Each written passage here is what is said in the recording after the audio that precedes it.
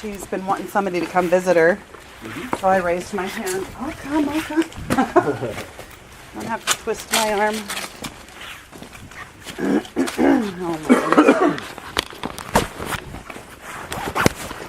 So this is a family business. It's been in the family since 1805. Oh my goodness.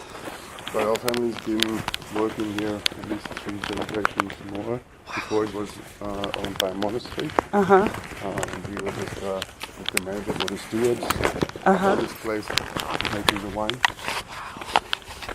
And the place is 56 years old this year. 1,156 years old? Yes. Oh my gosh. My goodness. At least the Staffelterhof estate. Before there was another estate. Yeah. A Roman estate already since the 3rd or 4th century. But it was donated in 862 to the monastery of Stavelot. That's where the name Staffelter I was wondering. came from. And that's the oldest documents that we have of the property. Yeah. Oh my gosh, what kind of tree is khaki. this? It's khaki. I don't know what A khaki tree? I don't know what the English word for it Yeah, cool. Cool. Yeah. So this is the newest part of the winery. It's, we just put that 10 years ago. It's the new winery building and also storage. Because we've grown quite a lot in the last 15 years, almost doubled the surface of vineyard land. So we have 10 hectares now. Okay. Before it was just a bit over 5. Okay. And I decided to take over from my parents. Okay. How long has that been? It was in 2002, 2003. Okay. And I said, yeah, I'll continue. And there was also a time when there was already good land on the market for good prices. Because 98, 99 were 2 very big vintages with high yields, so prices were down for the bulk wine. And people who couldn't sell their wine in bottle for a good price, they started struggling a lot because they would just get paid less than the production cost for. You know, I've asked that before in the States, you know, like supply and demand and how does it affect the price of wine, and for whatever reason there, they say it really doesn't, that the price of wine remains the same. It didn't make sense to me, but it's probably not true. Yeah, probably not. But maybe there's also, I don't know if there's not such big fluctuations in yields. Right. I have no experience knowledge about this and how it works in the States. But yeah, that's when it started also that you see so much abandoned land here in Mosel. I think since 98, 99 we lost over 30% of the surface of the growing area. Oh, wow. People were giving up. Like there's been a lot of small producers that just produce grapes for the co-op. And the co-ops, they also paid very low prices because they never really established brands that they could sell at a higher price, which should be their job. But yeah. But they would probably also sell on a lot of the wine in bulk to some of the big sellers, and then the price was also very low. Exactly. And so a lot of those little farmers, they just gave up, or there was no one interested of their children to continue because it wasn't possible to make a living out of it. Right. So now it's more the wineries that sell their own brands, sell their own labels. Okay. That sell bottled wine that will survive, I think. And there might be cooperations between grape producers coming up. They sell for higher price to successful wineries that want to buy quality fruit from somebody, but they cannot produce it themselves because it's too much. Right. Yeah, I was wondering about that. So like when we were driving here, you would just see just mountains and mountains and mountains of vineyards, you know, just one after the other after the other. And that was just unusual to me. I mean, we see lots of vineyards in the States, depending on where you go and everything, especially obviously in California, but it wasn't that large, you know, not But it's also not that visible. I think well, Sonoma is huge compared to this. But you don't see anything because it's all Maybe flat. that's what it is, yeah. Here it's all very visible because it's very narrow. It's like 500, 700, 800 meters wide, but it's 250 kilometers long. Yeah. But would all of those be family owned, you think? Or? Most of it, yeah. Real? Okay. Wow. There's almost no. There's almost no big corporations that own vineyards in the Mosel, because they cannot make money here. Oh, got it. Or not so easy. Yeah. It's for them a lot easier to have vineyards elsewhere. And what is export like for you? What's export like for you guys? It's important now. When I started, we had 0 export. Oh, really? Now we are already at 50%. Oh, wow. Okay. And it's probably growing as well. What are the major places you export to? The biggest customers now is Quebec, Japan, Scandinavia, and UK. Wow. Japan, huh? That's it's interesting. a new customer. Yeah. Now I know China. China loves their wine, and I didn't know Japan so much. Well, Japan has always been a huge customer for Mosel wines, because they go very well with their cuisine, with the sushi and the stuff like that. Right. But they had this economic crisis, or they have an economic crisis since almost 20 years. So a lot of the long-term business relationships, they crashed in the 90s. But now apparently it's picking up. And I'm lucky I found a very established importer that has a lot of luxury brands, and the portfolios have been around for over 100 years.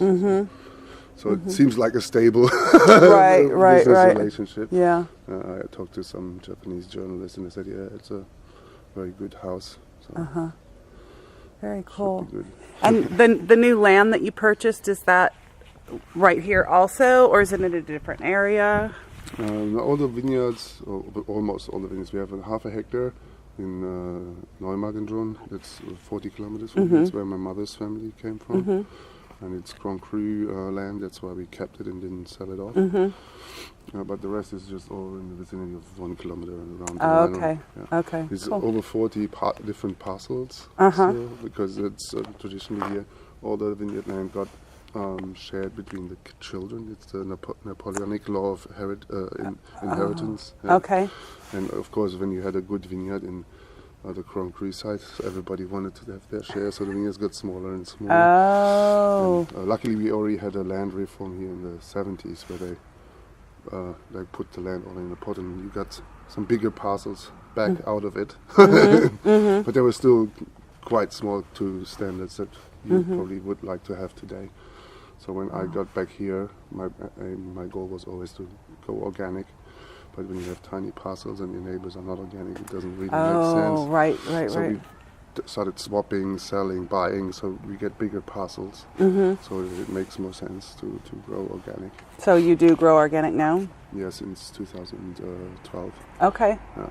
Okay. And, So no pesticides. Do you have to irrigate here? we are not allowed. Not allowed. That's what I was wondering. We can irrigate young plants. It's okay. Okay. Like in the first 2 years. And this year it wasn't necessary, otherwise I would have died. Yeah. All of them. Yeah. That is so interesting to me. Wow. And they're, because of the slant, are they all, and the amount, are they all handpicked? Most of them. Now they developed a machine that is on a caterpillar, a harvesting machine. Oh, okay. But it works considerably well. It's good for people that have just a few vineyards and no workers, so they can save getting a crew organized. In years like this, where the group fruit is all nice, it's an alternative. But like when usually that's not the case. You have to do a lot of selecting in the vineyard, and then you have to do it by hand to get the quality that you want. Right. So we always have a crew of 10, 12 people to pick. So we pick about. So you don't use the machinery, or? We use in the flats. Okay, right. We have Müller-Thurgau in the flats. It's also high yielding, so it makes sense to use the harvester. Right, absolutely. Yeah. But the Riesling and the Reds, it's all hand-picked. Only we do some Riesling for... Oh, hand-picked? Hand-picked. Oh, there's the accent thing. Yeah, like, ooh, new word. So where do you get your workers from? Like, in California and in Texas, everybody comes from Mexico. So where do you... Traditionally here it's been Polish people. But we worked with a Polish family for 25 years. Oh, wow. So they're always coming, and they already brought their children. So they came in the in the summer for 2 months, and also for the harvest for 2 months. Okay. Yeah, But they stay in Poland. They don't live here. They. Yeah. Oh, very cool. That's interesting. And but that stopped in 5 years ago. Uh-huh. They were already in their 60s, Oh, so sure. it's really tough on the body. Uh-huh. And they decided not to. And they had already built their house, and they were settled. And so, Yeah. and since then, also already we started in 2004. It was the first year we had international winemakers come here to do an internship. Oh. A girl from South Africa, a girl from Chile.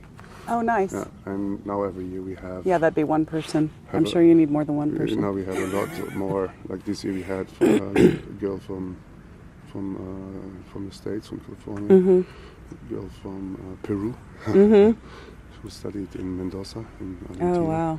And then Now, are they all studying enology, or? Yeah, enology, Okay. and the Irish girl, she was more in viticulture. Okay. And then we also had, we had the boyfriend of the American girl. He has a winery in Penedès in Spain. Oh, wow. So he helped us 2.5 Yeah. weeks as well. Yeah. And we had an Australian guy who has a little winery with his family Oh, cool. close to Orange. If you know, it's a small region close to Sydney, like 3 hours west of Sydney. But we're going there next The Blue year. Mountains, yeah. Yeah, we're very excited. The conference that we So just it's a went to really, is there. always have lots of different nationalities, and it's great fun. Everybody shares their experience. And, Oh, yeah. Yeah. Yeah, I imagine so. That's they're cool. all really good workers, and enthusiastic. Yeah, lots of snakes here in the vineyards, too. Yeah, most of the winemakers are enthusiastic about Riesling, so they're always keen to do a harvest in the Mosel. Yeah. Oh, well, I bet. Yeah, Yeah. Is Riesling harder to make and formulate the way and manipulate the way you want, or less manipulation or whatever than other wines? Or Well, not? I think it's just for a winemaker, I think the most interesting part is that it's so versatile. You can make so many different styles of wine. Okay. You can make bone dry, you can make very sweet, and everything in between. And now you can also work with skin contact, make orange wine from it and stuff like that. So I think it's a variety that gives you many options, and it's also a variety that almost needs no manipulation because it has low pH levels. Ah, So we work with no additives at all except for the sulfur at the end. So we don't add sulfur pre-ferment. We don't add any finings. We don't add yeast. It's all it's wild yeast. Okay. Okay. So it's So and this is that was the extent of my knowledge, but when you say you don't add any finements, so then is it unfiltered wine? No, It's filtered. It's usually filtered. We do some Okay. so-called natural wine as well, Okay. but it's only maybe 20% of the production.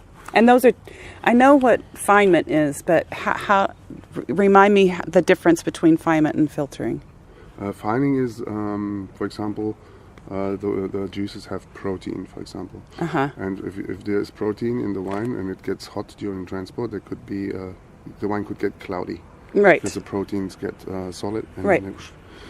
Yeah. And then you add bentonite. Yes. And that is yes. for fining the proteins. Yeah, and it binds them and Yeah, okay. exactly. But you can just not do it and just leave the wine longer on the yeast. And then you have the same effect. The yeast does it for you. Okay. But that means you need to give the wine more time. A lot of the bigger businesses, they want the wine to be ready Right. at that time. They need to sell it. Right. So they add the bentonite that they have no problem that anything could happen. Yeah. Okay. Now, when you add, now I And have to think. it's not a bad thing, bentonite, but I think always when you add a fining agent, it will take out also some of the good stuff. Not just that stuff that you don't want, but Right. it will take stuff out that you would like to stay in the wine. Yeah. So then how much longer do you have to leave it in the tank than somebody else because of that? We usually never bottle before April, and we leave the wines on the full lees till like end of February and the beginning of March. So it's almost half a year. Okay. And some of the premium stuff even stays on the lease for almost a year. Wow.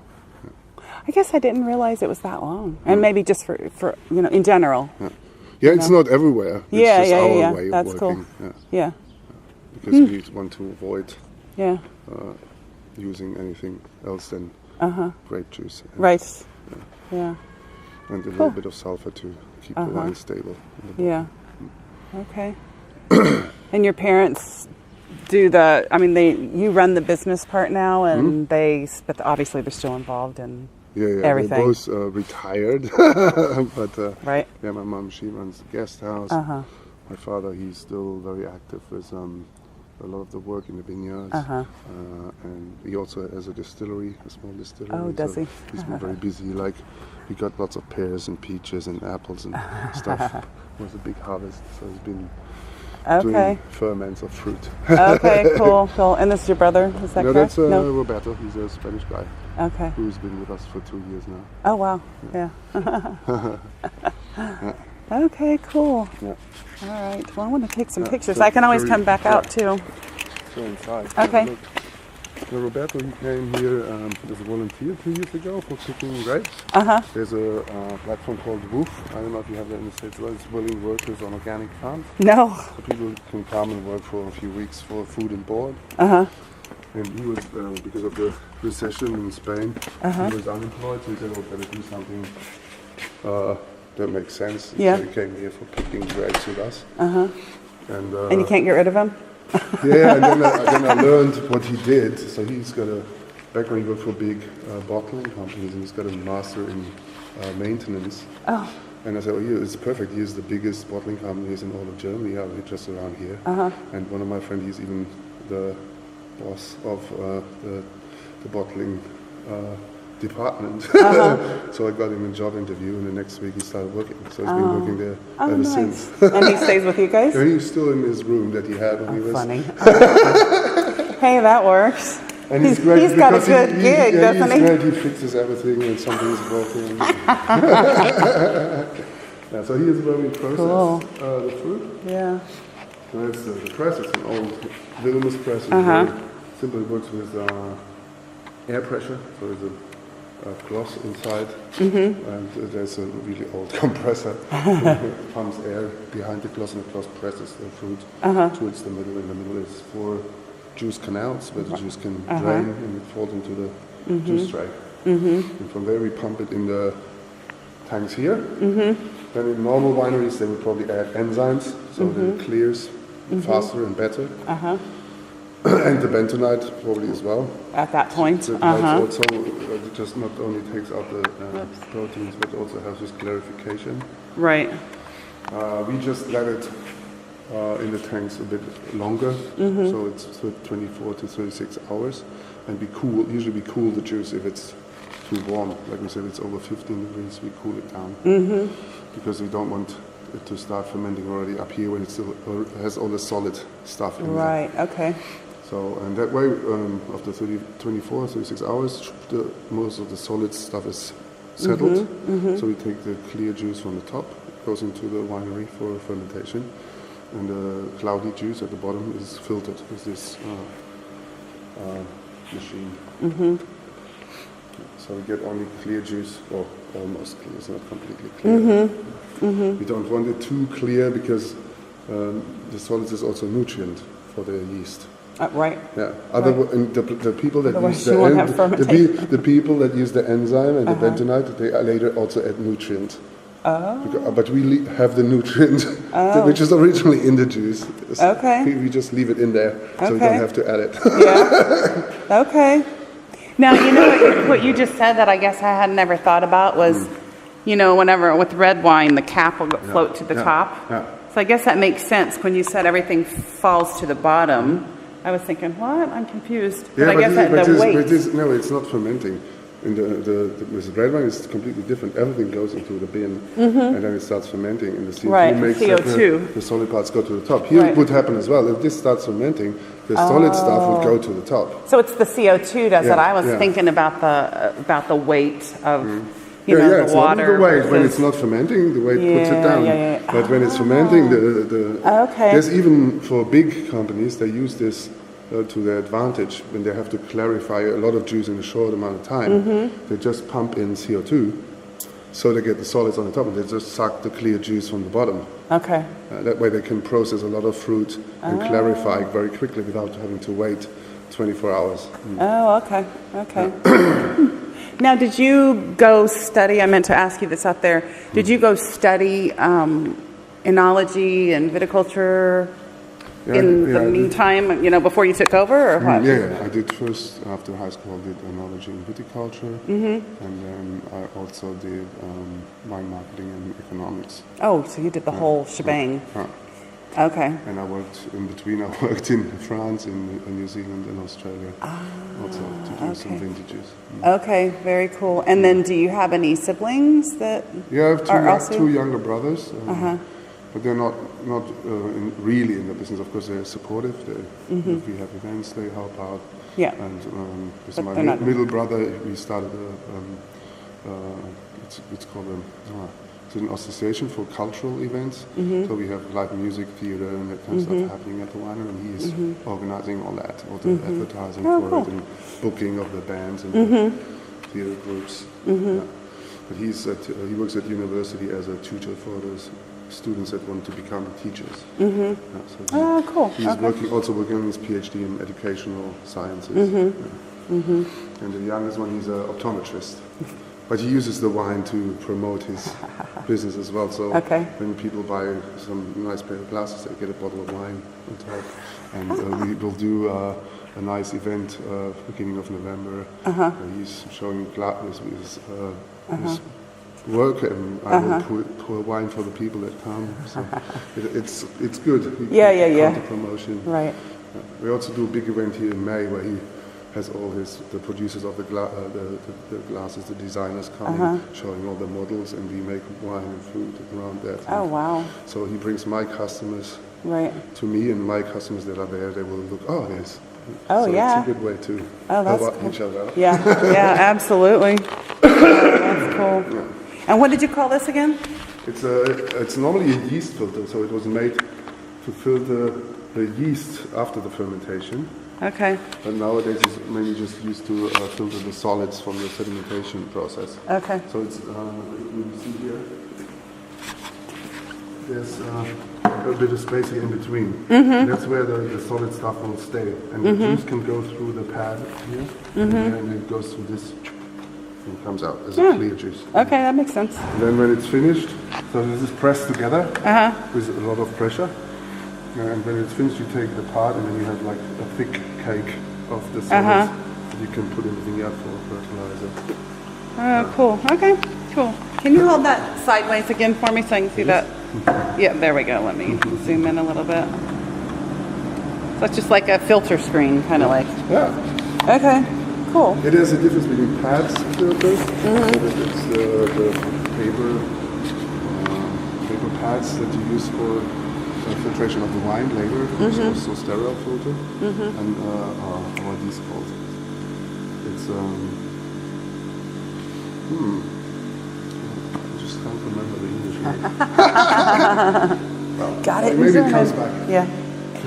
Cool. Okay. So the good thing is we can always gravity feed from here, so the tree just will just be just let it run down. Yeah, I'll follow you. It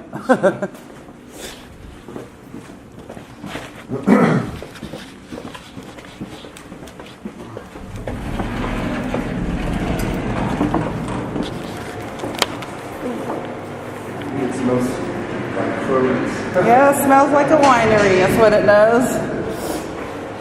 Sure does. The new cellar was mainly stainless steel. That's for about 70 to 80% of the production is fermented in stainless steel. Now, do you only grow Riesling, or do you have other? We have Müller-Thurgau. That one I'm not familiar with. Is that German only? It's a bit aromatic. It's like the everyday wine, like the simple entry level usually. Okay. Müller what? Müller-Thurgau. Okay. I'm sure it'll be on the bottle, right? Yeah, it's called Rivana as well. Rivana. I have not heard of that. Because they thought it was a crossing of Riesling and Silvaner. That's why they call it also Rivana. Okay, all right. Yeah. So this is where everything ferments in this hell. Okay. Just a couple of photos. The team gave every tank a name. Yeah. Yeah. Because they have all these fingerprints and stuff. Yeah. Okay.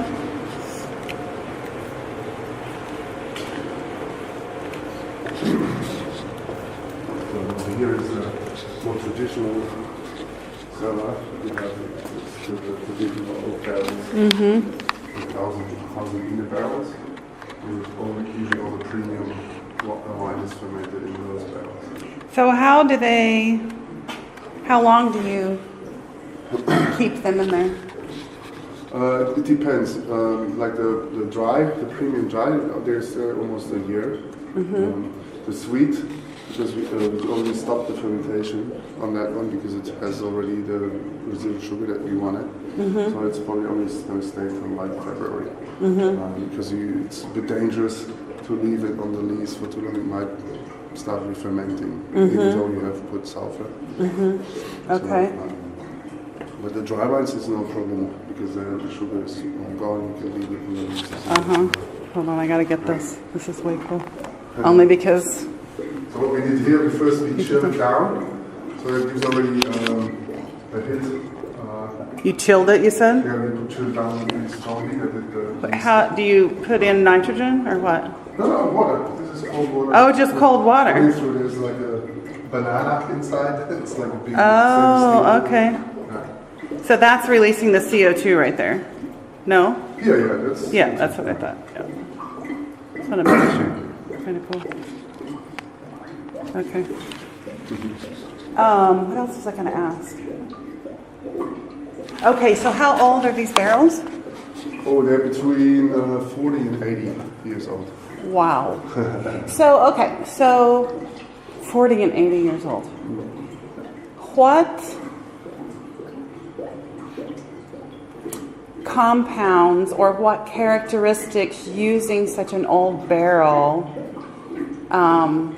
because they may do this in the States. I've never heard of them doing this, so this is new for me, where they talk about when they use the barrels, of course some of that for white, but usually for reds, that they use the barrels and new versus old and neutral oak, but still even the neutral will only keep them, the barrels for 3 to 5 years, if even that long. So for this amount of time that you're keeping that in there, what does it do to the wine? Well, the great thing about the old barrels is that they don't give much flavor to it. Right. You don't, because the Riesling has so much flavor already, you don't need that to get oak flavors. Right. So that's why we like these old barrels. They just give a little bit of tannin from the oak, and they have the micro-oxidation. Okay. Because the oak is breathing a little bit, which Right. also gives them more longevity because they're prepared for aging better the future wines. Okay. That's why we like to have the old barrels. Okay. All right. That's cool. Okay, I gotta get some pictures of those. Come on. Yeah, I'm always a bit cynical about the use of barrels. I say when your wine doesn't taste anything, you just put it in oak. If it what? If you don't have enough flavor in your wine, you just put it in oak barrels, like in new oak. Right. Sometimes they overdo that just a tad, don't they?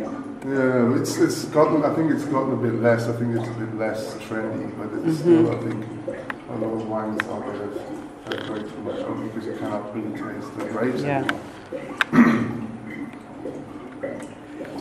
And so this is how you cooled this one down. Okay.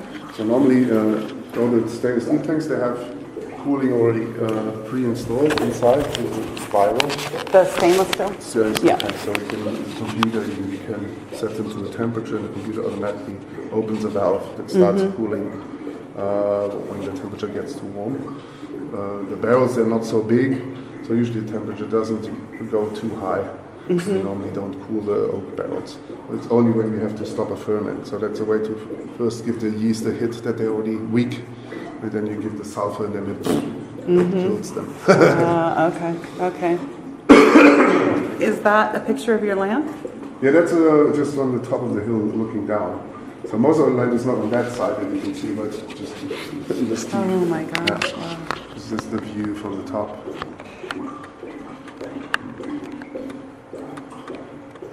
That is just gorgeous. Did you know how pretty it was? You know what I mean? Do you still appreciate it, or because you live here, it's? Yeah, I think it definitely helped to travel a lot and work in different places to really appreciate what we've got here. Yeah. It's I think it's a very unique wine growing region, just from the landscapes, but also from the potential of wines you can make here. It's something that you probably don't find anywhere else in the world. And I didn't realize that the river went in a circle like that, because that must be a huge climate difference from other places to have water on both sides. I mean, is it? Oh, it's I think it's also. I think that the climate difference is really not so big. You get, of course, the wines, the vineyards that are in the right angle to the river. You have the reflection on the water, right? So you get pretty much double sunshine. That's also where we have our best blocks, close to the river and in the steep slopes. Steep slopes close to the river. They have usually the most impact from the sun because of that. It's just because I think the Mosel never got the Rhine was like that as well, but then they made it like a autobahn for the boats, like 100 years ago. I don't know when that happened. That's why it's so straight now. How do you change a river? Well, just digging a lot. Yeah. Duh. But I think the Rhine Valley was always wider as well. It wasn't such high mountains near close by, like as it is here in the Mosel. Yeah. So it was a bit easier. And I think they also had a lot of problem with disease caused by flies, mosquitoes, because of these very shallow waters. There was a lot of on the Rhine. Yeah. Okay. It was another reason why they changed it to this. You know, when I said differences in climates, I meant unique is the word I meant to use, not different climates, but having the mountains holding, well, I don't know what it is. Usually it keeps it warmer down here, right? Yeah, the water saves the heat. Right, exactly. And so having it on both sides, it must allow the grapes to mature in a different way than any other place that wouldn't have that same. The water and also the soil, the slate, is the stones that get very hot. You know, and that's what you have as your okay. Is your vineyard pretty much, or the vineyards in that area there? Because not all that's yours, right? Where's yours at? None of this is ours, because this is all the flat. Yep. Yeah, so ours is just here. Oh, got you. Oh, that's right. We came through there, and then we. You came from there. Yeah. Oh, that's on the right. So we are on the steep side. On the steep side. Okay, that helps me. Yeah. So you see there's quite a bit of red. You see where the red color leaves are. That's the red wine. And there's Milo-Togau quite a lot on there. This is the lesser land on that side. Make the basic wines. Okay. Gotcha. Okay. We have more barrels here. Big one. Mama June. Mama June, that's the sparkling Riesling base. Come on. I'm going to have to use my... Now, Mama and June, what does that mean exactly? I don't know. You don't know? It was Yamina Zaviat. So everybody got to give the barrels names, so we were taking turns of writing names.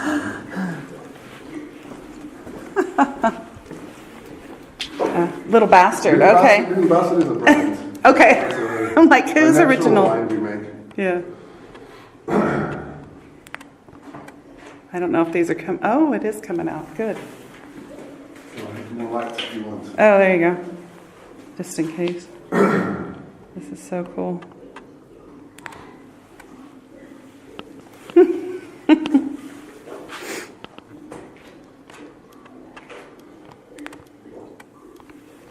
Can I get a picture of you next to actually, let's go back in there. Maybe it'll be better lighting.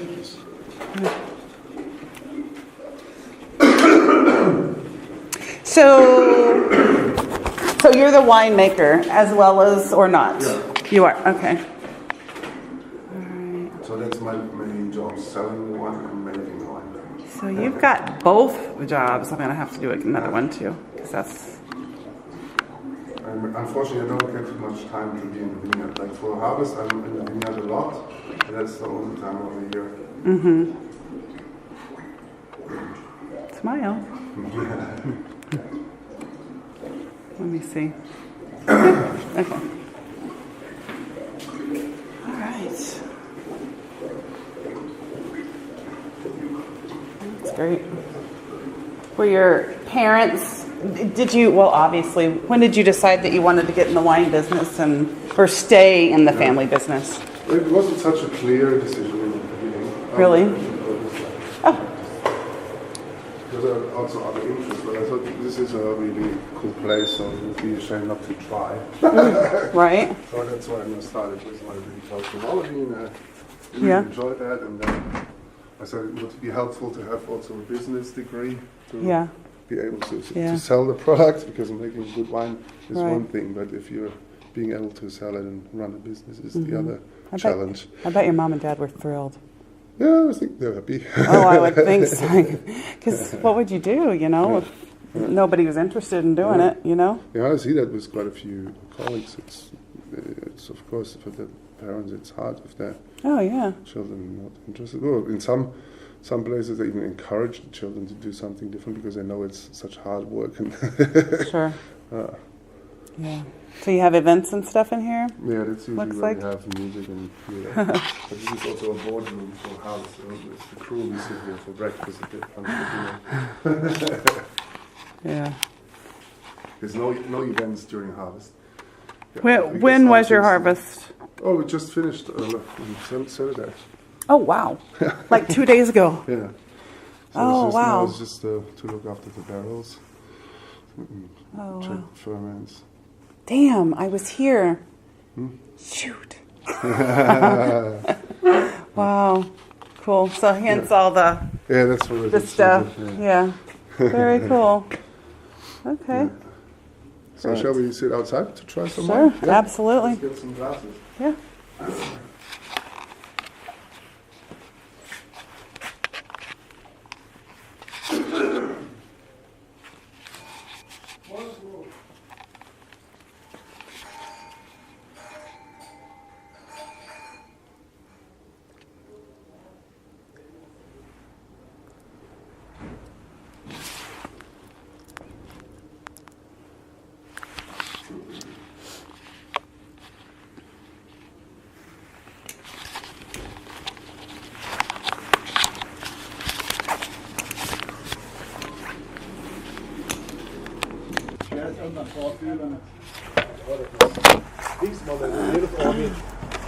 Hello.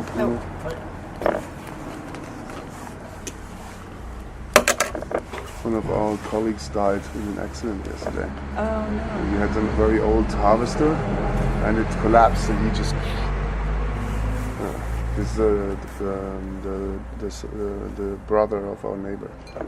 The brother of your neighbor died. Oh, I'm so sorry. That's awful. So I think he was here to see how we can help the family finish the harvest. Oh no. Oh my God, how awful is that? Oops.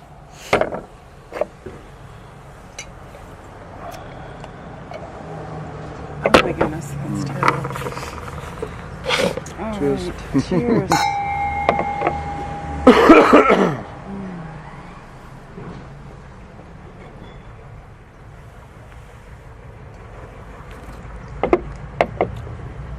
This is what Mama June will become. That's what Mama June will become. Okay.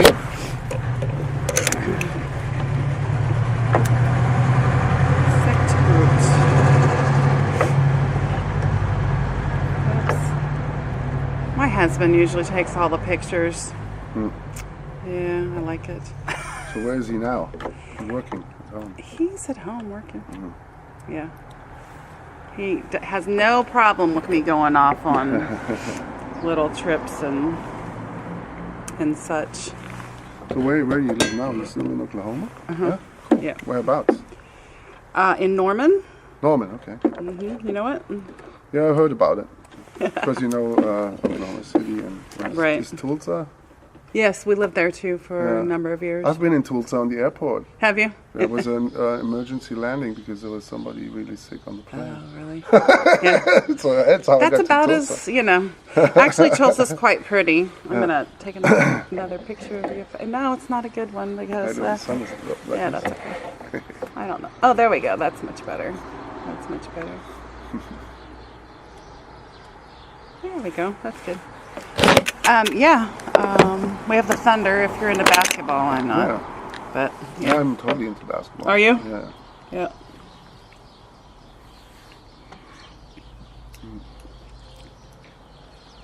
So how did you meet Luciana?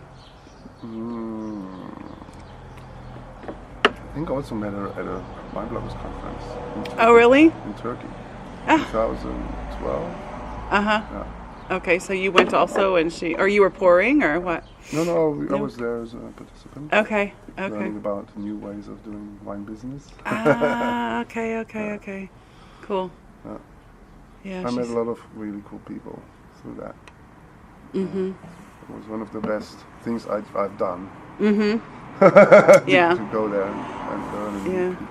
I heard that some of the other ones are quite fun. You know. Yeah, the European one is not existing anymore. Okay. That's where I met Luciana. I think they finished 2 years ago. Yeah. Yeah. Okay. Yeah, they're always fun. Mhm. Really good time. This is good. Real kind of creamy. She was still living in the Netherlands. I met her.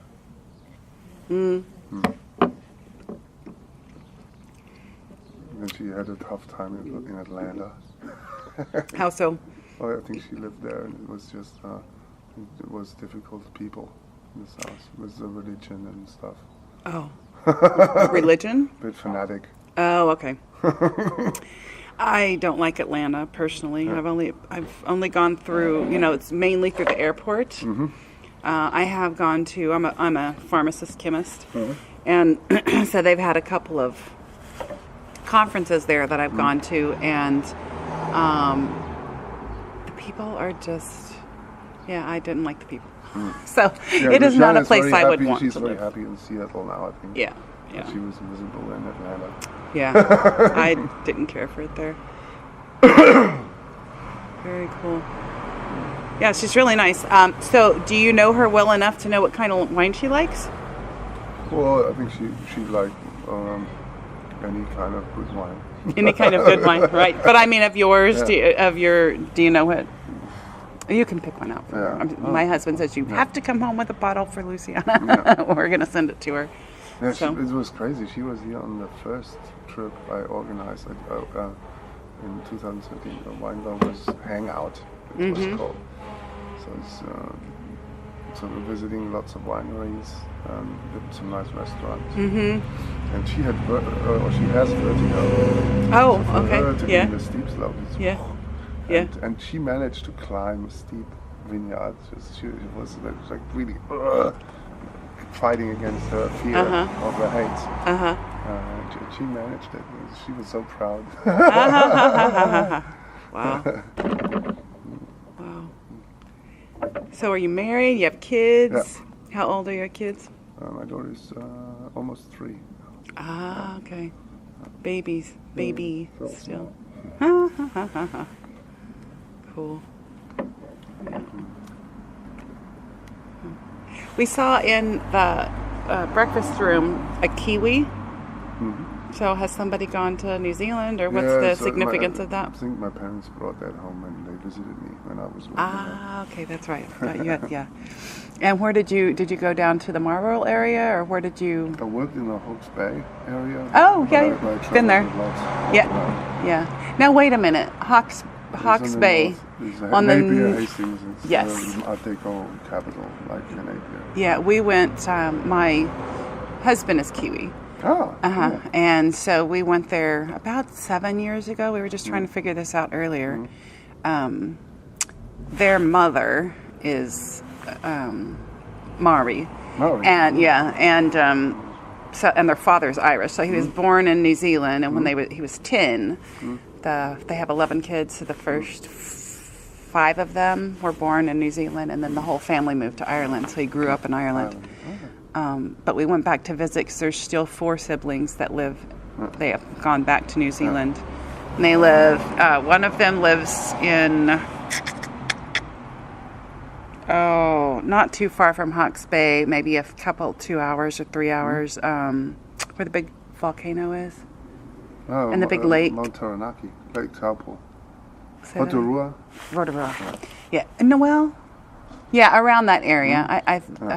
So that's where they live. And her husband is a volcanologist or whatever. He goes up and puts or helps them, he puts all the volcano, makes sure that the meters and stuff are working. And then the rest of the family live in Auckland. But we had gone down to visit her. And so we took off on a couple-day trip and went to Hawke's Bay and went through, 5 or 6 wineries. And it was really fun. Really nice. Yeah.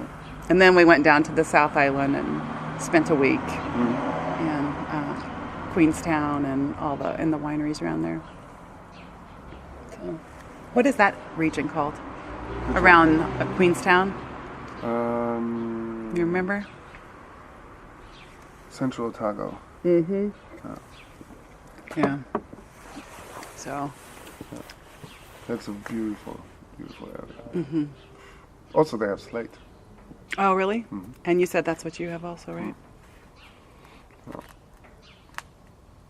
When you say slate, is it like, how far down is it in the vineyard is the slate? Or is it, are there layers? Does it layer itself, or? No, it's actually the rock is slate, and then in the soil is mixed little slate stones as well. That's what. Okay. And the soil is probably 60%, 70% slate. That's what I was wondering. So it's okay. Got it. Morgen. Von Ihnen ein Pferdchen mitnehmen? Ja, sicher. Wenn ich Wein mitnehmen, ist ja schwierig. Ja, das ist anstrengend. Ne? Wie weit müssen Sie noch laufen? Von Schleich bis nach Alltag, bis wieder zurück, Tage auf der anderen Seite. Ja, da holen wir den unser Auto. Das Wetter ist ja ein Traum. Ne?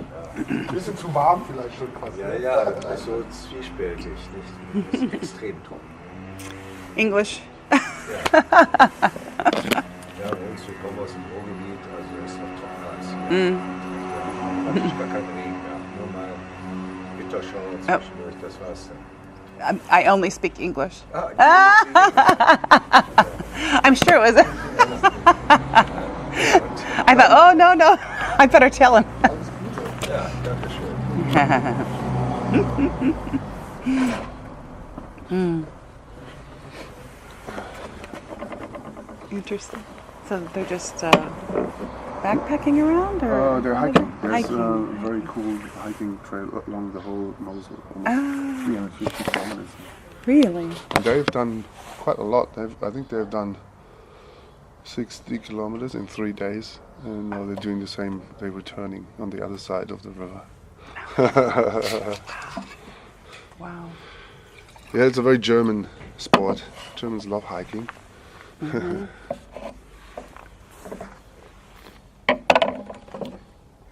So this is our basic Riesling, but it's already 13, so it's a bit mature. So you see the potential of the aging.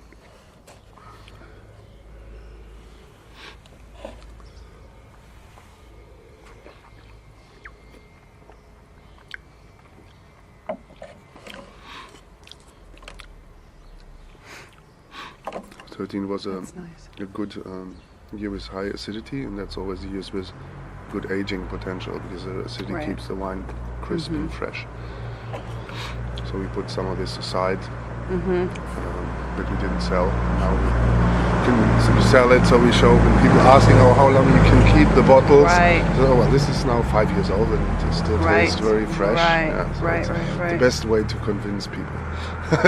Right. Yeah. Yeah. Well, and do you have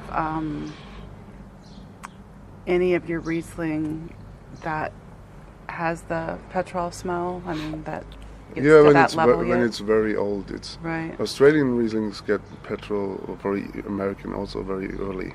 Oh. Because it's the more the hotter climate and the more stress the vines have, then the faster they develop the petrol flavors.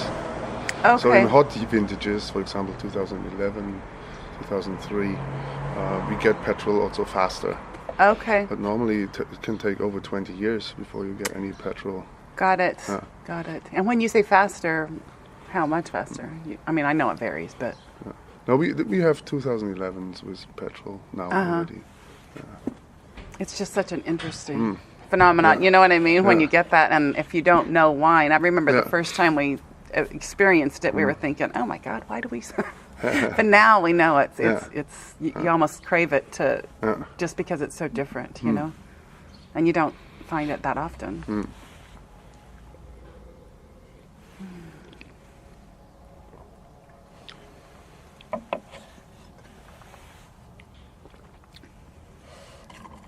That's nice. So you gonna stay another night? You know, I think we talked about it, and I think we were going to, and I think we've decided to go ahead and just wander about a little bit. Yeah.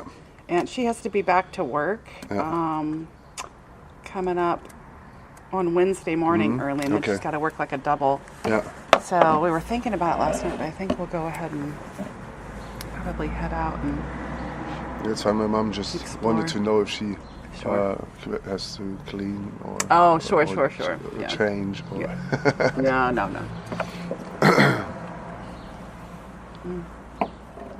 Nice.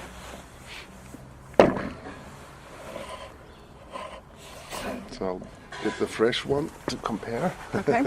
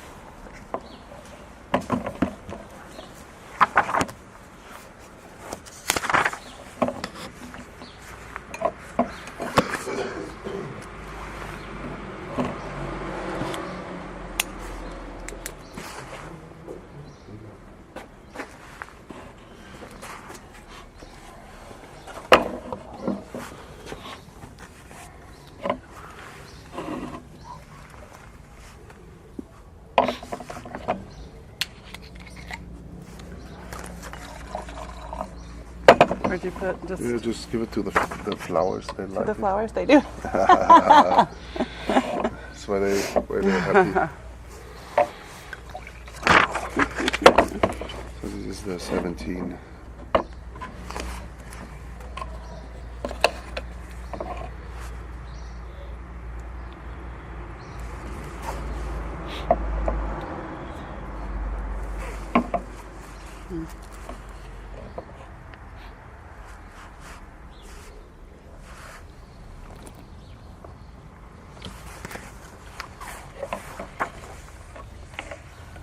Oh, wow. And it's the same thing, just a different year. Yeah, just very fresh, so you get a lot more fruit. And is it from the same block and everything? Well, I'm not sure about that. Okay. It's usually the same. I have like 5-6 blocks that I use for this Okay. style. Okay. Some years one might not be in. And Sure, might not be, absolutely. so. Okay. Oh yeah, it's much more floral. And interesting. Okay, hold on.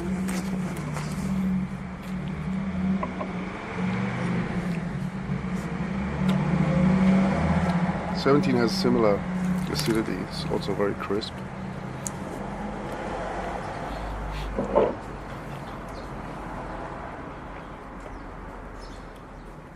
Also die fahren doch weiter heute. Ja.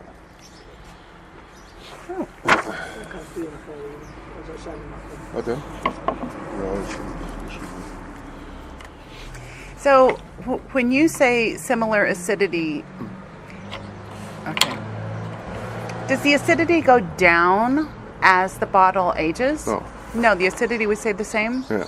So then the tingling that I'm getting on the sides of my mouth from the 17 and not the 13, what is that from? It's maybe more CO2 still in this because it's fresher. Okay. Because it's because we have a cool fermentation, some of the CO2 stays Okay. in the bottle, and that of course the CO2 goes away with age. Okay. Okay, I guess I didn't realize that CO2 would stay in there. I figured it would dissipate and all go away before it was bottled. I didn't know that. Yeah, this one just totally makes my jaws pucker, you know? Yeah.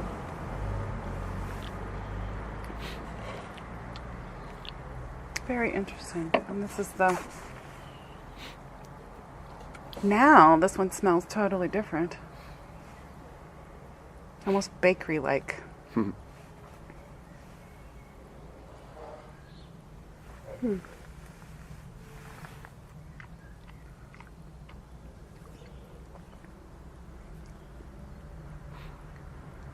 Okay.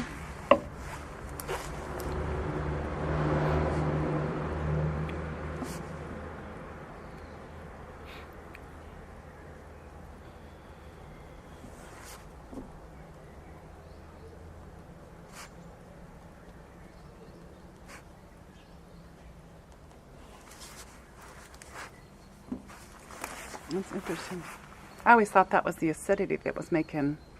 I mean, they talk about the tannins and all of that, but not in No, this. but you find it quite often in young Riesling that has a little bit of a fizz still.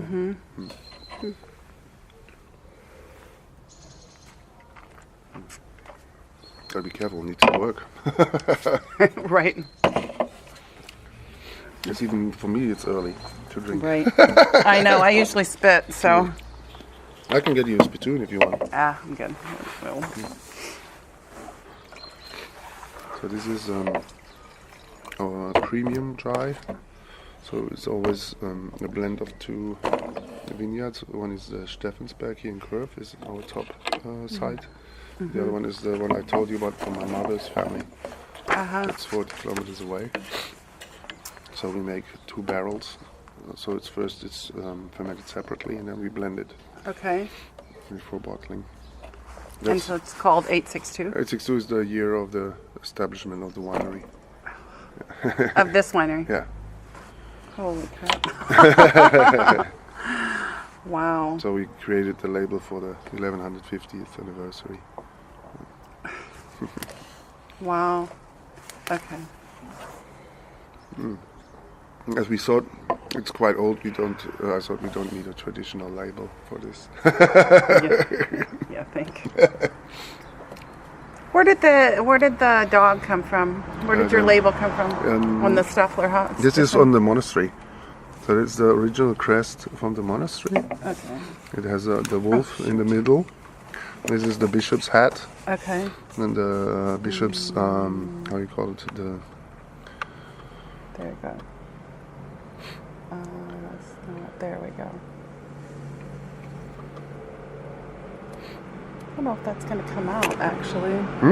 Can you hold it in the dark? Let's see if it comes out better in the dark. Ah, much better. Okay.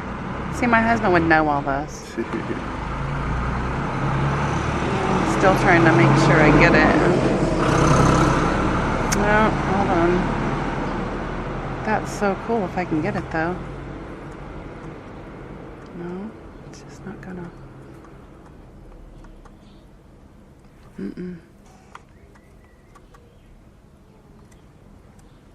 Okay, that's pretty good. Maybe maybe I can zoom in on it later. Yeah. And the story behind the wolf is that the first abbot of the monastery, he had a donkey who helped him carry the stones to build his little hut. And they had to go to a forest. And in the forest, the wolf came and killed the donkey because he was hungry. And then the abbot said, "Oh well, now you killed and ate my donkey. You have to do the work of the donkey." So he put the stones on the back of the wolf, and that's why he's in the crest. He's got a basket with stones on his back. Yeah. That's just And when I got home from university and traveling, I said, oh well, we need to change the design of the labels to be able to also to sell to shops, because the labels were not really anything that people would remember when they buy the wine. So I said, oh, we use our history, we take the wolf. So we made like 5-6 different cartoon wolf labels for the different wine styles. Right, yeah. And that's how we got these labels. Yeah, that's really smart, actually, because that's how people buy wine. Well, I don't know about here, but that's how they buy it. Yeah. And that's how they will rebuy. Because it's important. Often they buy wine, they like it, but brand. They don't find it again. Yeah. Because it's a label that looks like any other label. But if Branding. it's a label with Yep. that is easy to recognize, then they also will find the wine and they can recommend it better to their friends as well. Right. Right. Thanks, Mom and Dad, for 4 years of college or more. Yeah, exactly.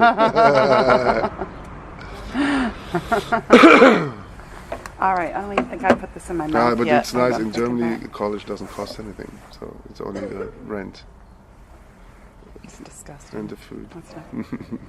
Gosh, it's just that my nose changes Hello. every single time. Morgen.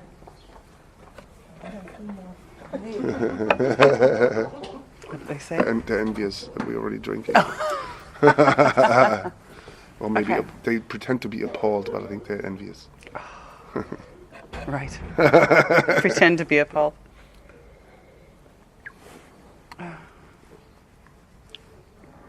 Sometimes I don't want to drink it because it just smells so pretty, you know?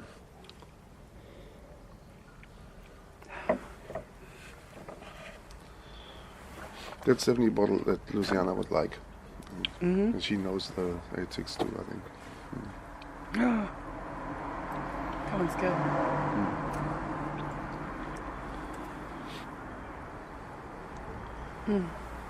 So how did you get into the wine? Or, You know, that's a good question, but... Oh, that's lovely.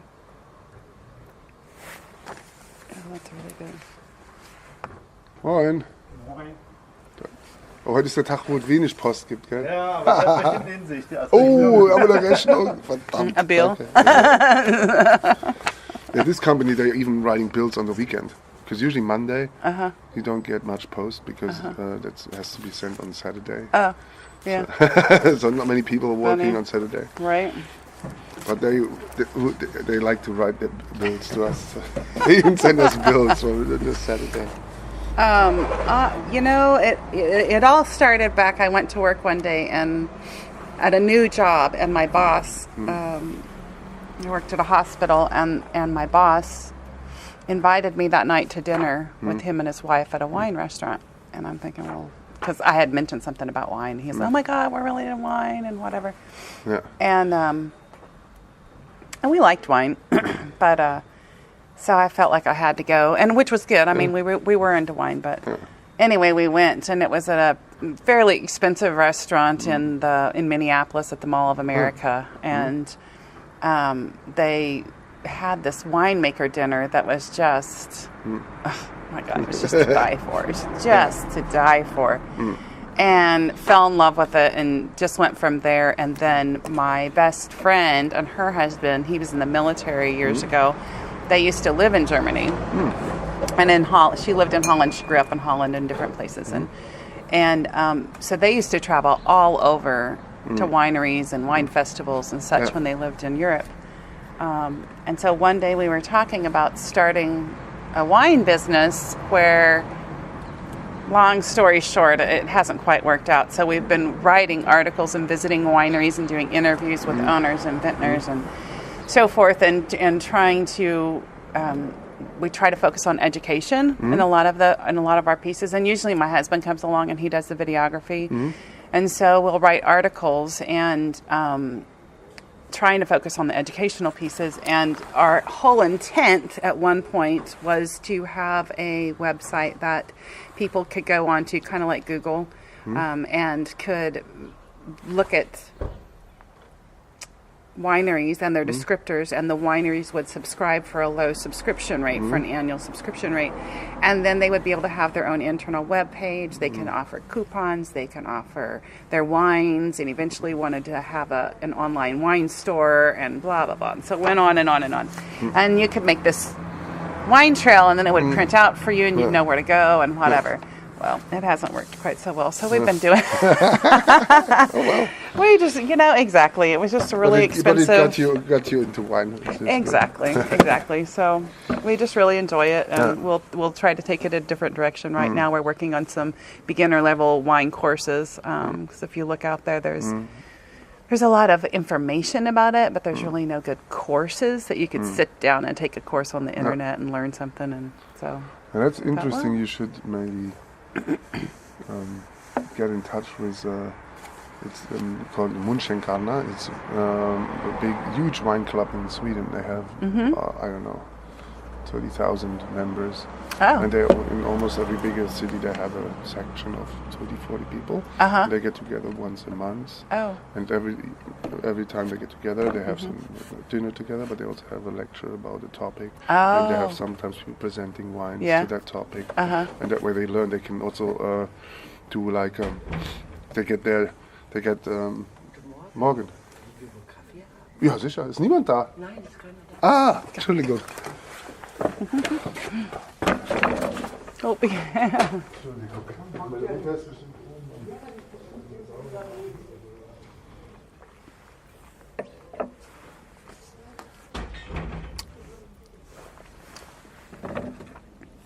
Okay, 2013. Oh, nope, that one has a...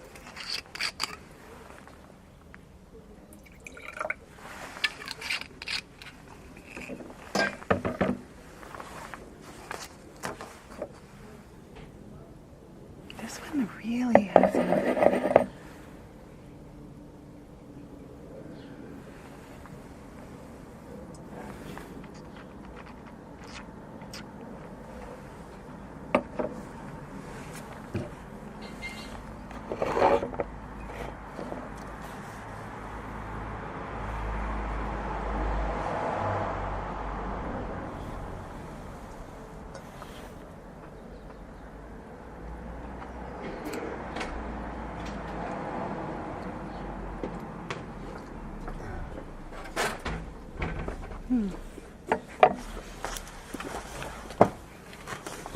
What was that club called again?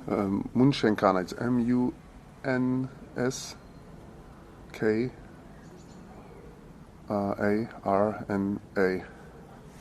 Okay.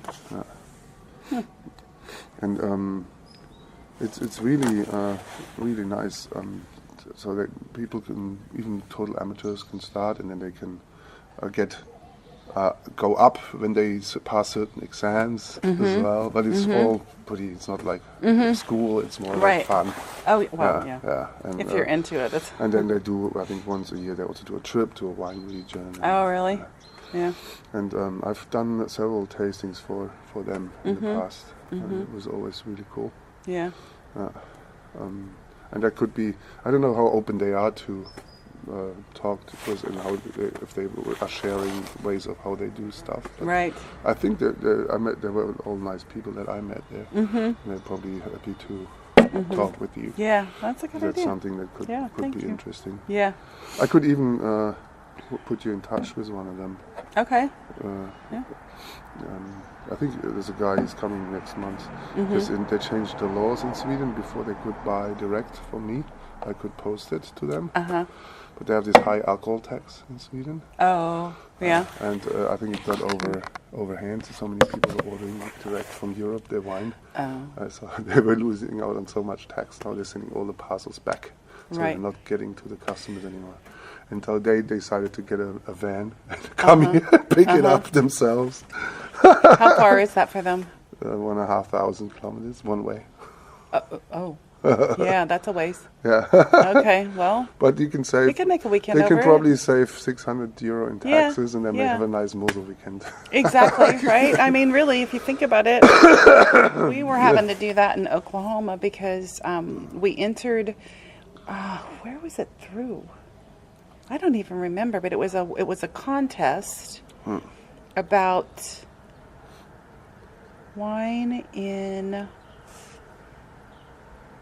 Oh my goodness, I've gone blank. It was a region in Italy.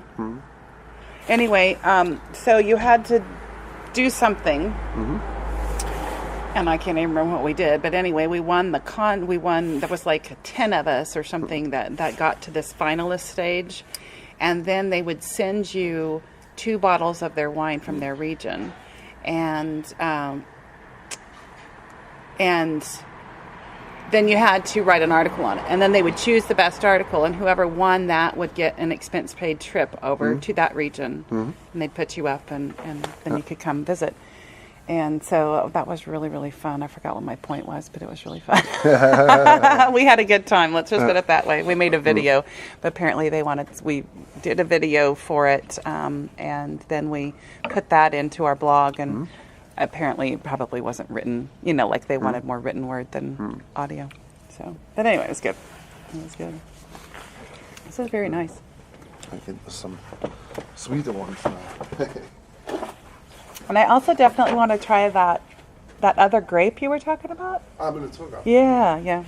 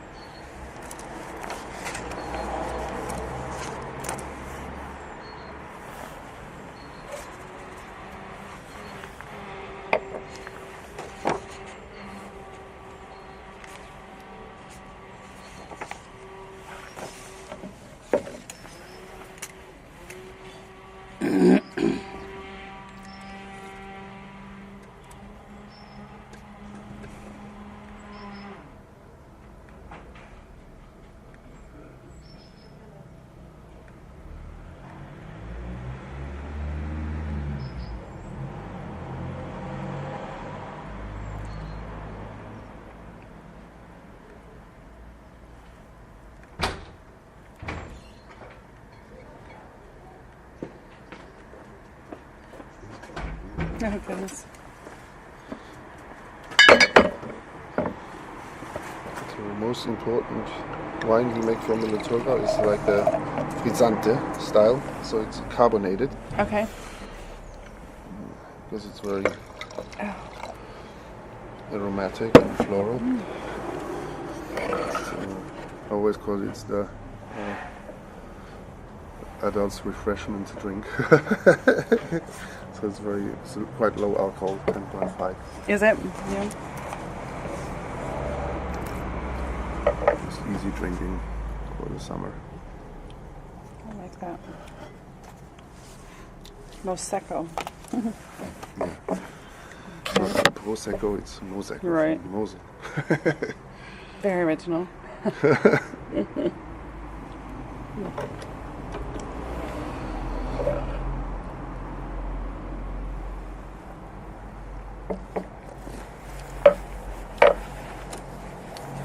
It's easy drinking. So you compared to the Riesling, it's quite easy. Not too much structure, but it's just a very easy drink. Right, it's just really... Yeah. Very easy drinking. Yeah. Okay. Yeah.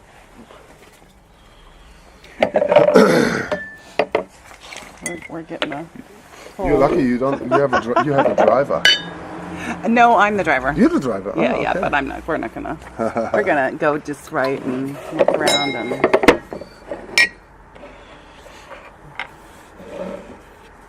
And if you think about it, the amount that we're drinking, No, it's not. We're pros. We're used to Right. this, right? maybe one glass.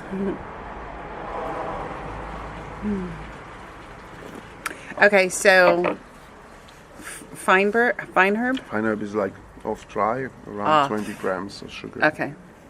Yeah. I know Trocan because that's what I usually ask for. Yeah. Yeah.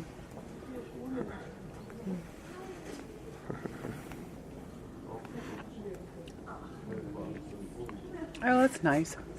Yeah. Morgen. Morgen. Morgen. Yeah, that's really nice. Morgen. 20 grams, you said? Yeah. About? That's a 2015.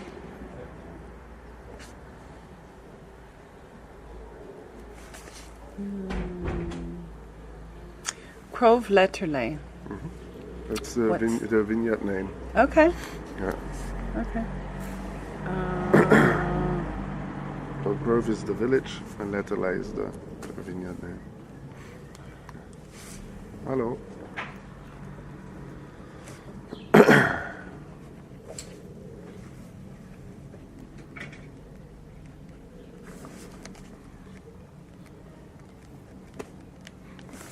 Okay.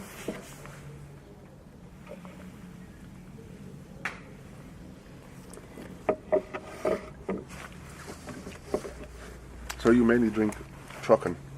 Mainly. Yeah.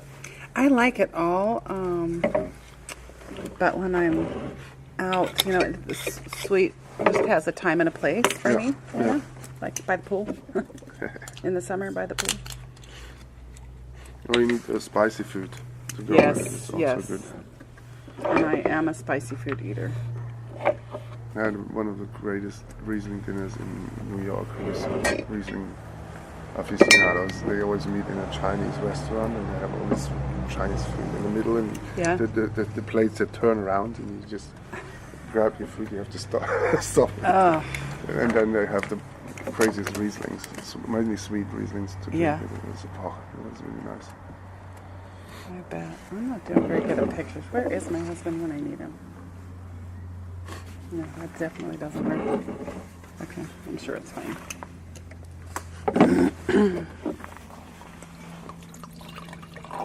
Yeah, so now he's a Spätlese, 2017. So very young and sweet. About 80 grams residual sugar. And this, that comes from the grapes. You just stop the Yeah, we stopped the fermentation. what you just saw was the Yeah. cooling and the Yeah. SO2. And do you let these stay on the vine longer? The ones that No, you're usually we pick them earlier. earlier. It's called Spätlese, which means late harvest. But today with the climate change, it's usually the other way around. Pick them early so to have higher acidity Right, to balance the sugar. right. Because when you have that high sugar, you need acid. Otherwise, it's just flabby. And so here you don't taste the sugar that much because you still have the acid to balance Right. it. Oh, I like that. Yeah, I like that one a lot. Yeah, that's my favorite style. I love to drink this style a lot, especially when it's aged for 5, 10 years. Really? Then the sugar even gets a bit more in the background. You get more of the Really? secondary aromas. Okay. That was really nice. Okay.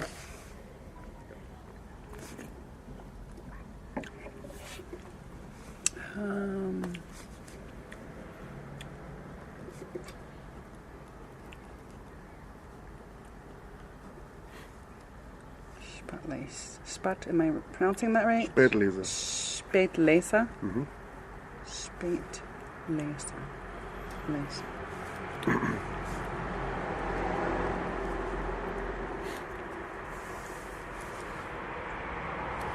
All right.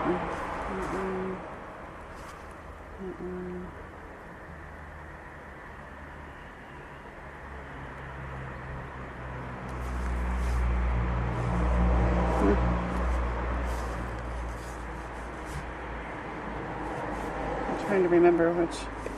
Yeah, I want to take some home. I'm trying to remember which. Oh, it's lovely. I keep going back to this first one because it's so unique. Yeah. This is breakfast wine. It's only 7.5%. So. Is it?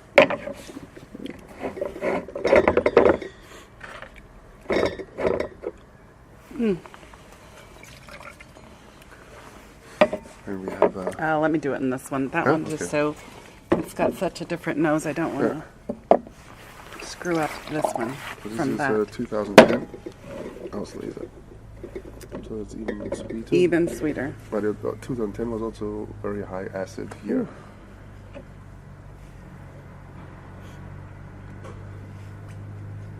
You still have the 2010 for sale? Mm-hmm. Yeah.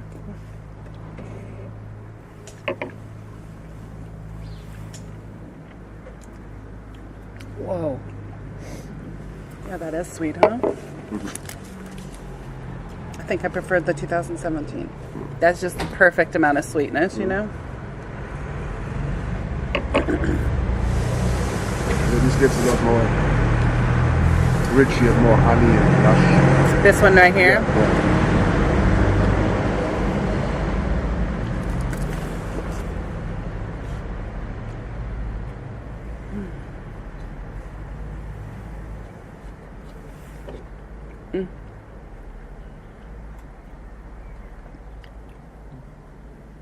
It's quite nice. Yeah, it's quite sweet, but it has even more acidity than this one. And you have a balance again. So, and this is great when you have some nice cheeses that are a bit smelly. Blue cheese? Blue cheese. I know blue cheese and port are really good together. Some nice soft cheeses from France. With raw milk. Okay, I like that one too. Yeah. All right, it's from the same vineyard. It's just so when the vineyard is on there, then it came from that vineyard, and it doesn't have other mixes in it. Exactly. Okay, there might be blocks within that vineyard that. Okay, that's very nice. This is usually also single blocks that I use for the Auslese, for the Spätlese. Okay, yeah. In Steffensberg I have, I think, 7 different blocks. Oh, that's very nice. Just see if the guys have some coffee as well. Yeah. This is good. My mom wasn't there.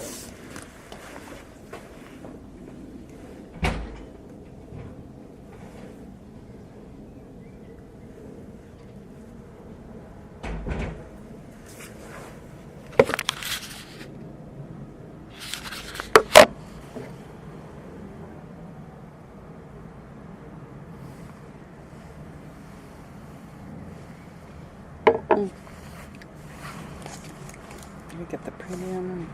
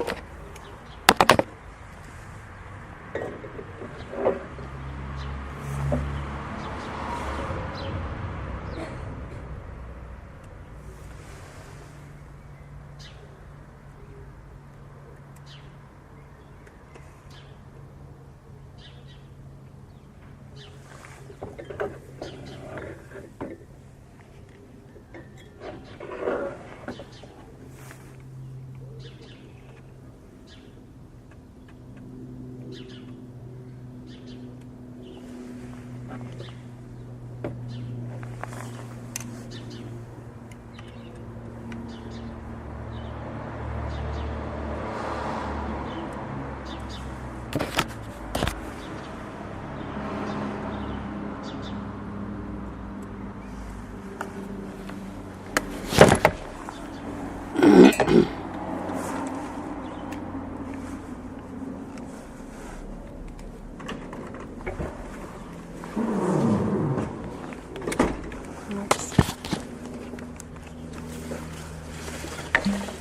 have a little bottle for the finish.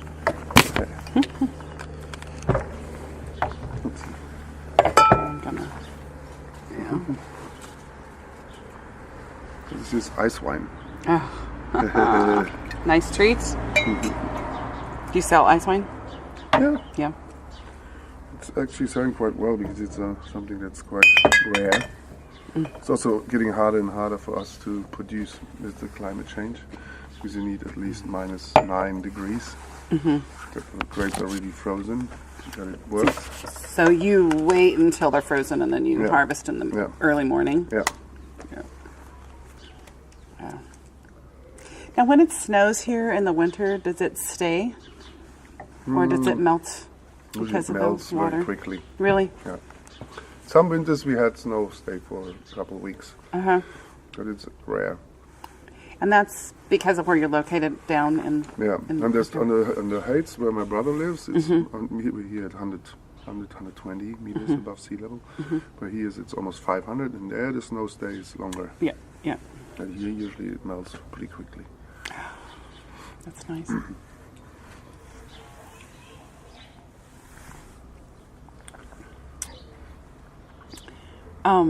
Do you guys take credit card here, or should I go get? You do? Yeah, we take Visa, MasterCard. Okay, so pay for so I can get some wine and take it back. Okay, great. That is nice. Very nice.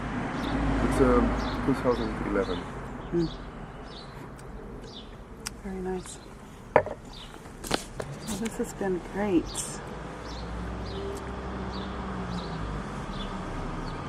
Let's get a picture. Photo together. Yeah, yeah. If not, we may have to go into that. Oh, that that's not too bad. Except that I look like I'm holding And all the something. bottles are there as well. I know, right? Yeah, that's how you look very happy in the morning already. You just have to taste 9 wines. Oh, yeah, okay. See, I'm not very good at this yet, but that one looks okay because I'm not holding the selfie stick. I usually have my arm in there. Yeah, usually that's what happens. Oh, that one's pretty good. Yeah, that's pretty cool. Yeah, I like that. Very cool. Nice. Okay, good. Well, great. I think I'm going to have to get some wine.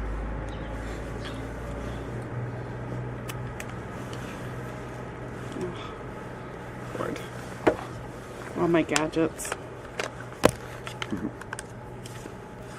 So, what other winery, either in this area, here in town, or it doesn't have to be in town, but would you suggest that we go to? Well, there's quite a few. I don't know if we will find somebody everywhere. I don't know if they're all finished picking, just like we. They might be. Yeah, they might be still in the middle of it. Yeah. That's I know quite a few people here in Curve. Most people are finished, I think. But in the I have some colleagues that are still picking. That I know of. But of course, you can, if you go to some of the bigger places that have nice wine, like Molitor. Cheers. They have like staff on the cellar door. Where you can Right. That's fine. That's easy. Yeah. So there's Marcus Molitor. It's 10 kilometers this way. 10 kilometers? Yeah. How do you spell it? Yeah. Molitor. Molitor. Okay. But which is also very interesting is the wine museum in Bernkastel. Oh. Bernkastel is a really nice medieval town. Same direction, 50 kilometers. How do you spell Bernkastel? Bernkastel is B-E-R-N. Castle. And then K-A-S-T-E-L. Okay. Yeah. And they have it's really worthwhile to have a look in the old city. And they have a wine museum where you can taste almost 150 different wines. Oh, wow, yeah. And they also have a really cool wine shop in the old town. It's called Weinhaus Porn. Porn? Porn, yeah, it's wine porn. They even have labels with wine porn. So it used to be their last name, porn, and they used it to their advantage. Oh my gosh, that's good. Okay. Okay. And they have wines of all the top producers from the Mosel available, even for tasting. So you can taste and purchase? Yeah. Okay, okay. All right. So that's something that is a good option for now when there's all the people still very busy. Right. Yeah. But Molitor has a They have a really tasting nice, room. cellar door. Yeah. Okay. And That's he's one of the biggest producers, but he makes like 100 different wines every year. It's okay. also from the Saar. He has vineyards in the Saar. And he's got almost 100 hectares, I think, which is huge for Mosel standards. Okay. But the quality is good. Right. Okay. That sounds good. That sounds great. Well, listen, I don't want to keep you any longer. Sounds like I feel so sorry for that family across the way. So now they've got to mourn him, but then was it the father or was it who? You know, it was. So they have a little winery here, and it was her brother that he had a winery further down the road. Oh, But they that's will right. be. I think they have no children that want to continue. So he was just. I think he was around 60 years old. Oh. And now I think that's why there's no one to look after the staff. Yeah. Maybe some of the kids might come and do that now, but I think it was a winery that would have stopped in the next 5 years. Yeah. But it was still quite big. He had quite a lot of land. I don't know. I think he sold part of the fruit to other people. Oh, that was the other question I was going to ask you, is how much of that is done here, buying fruit from other people to make your wine? It has been very unusual, but it's coming more now. Is it? See, and my guess would have been that it was unusual because everything seems to be family. Their own stuff, Yeah. But now, because it's the only way how it works here, I think, because everything that was cheap in the past, like labor, was cheap. Right. And they also didn't have to use much machinery because they just had a hectare and put it all to manually. They didn't need any expensive machines. It's now crazy expensive. Machines are expensive. Labor is expensive. So if you're not doing it all by yourself, right, you cannot survive how they used to survive. So they need to make contracts with people. So they have to specialize. I make only fruits, so I only need this part of the business because we have such high cost for all the machinery that we need to use, like for the production in the vineyard, but also in the cellar. All the press is crazy expensive, and all the tanks and the cooling and I don't know what. Oh yeah. So in order that everything is more worthwhile, people have to specialize to be a producer of grapes or to be just making wine or selling the wine. So I think that is going to come more and more. And that's also why Molitor is getting bigger and bigger. He sees that he needs to have more in order to have all the overheads cut down to the per bottle. Right. Yeah. As well. Yeah. See, thanks again, Mom. Or government. Wow. Wow. Okay. Well, let me buy some wine. Yeah. And we're gonna let you go. That was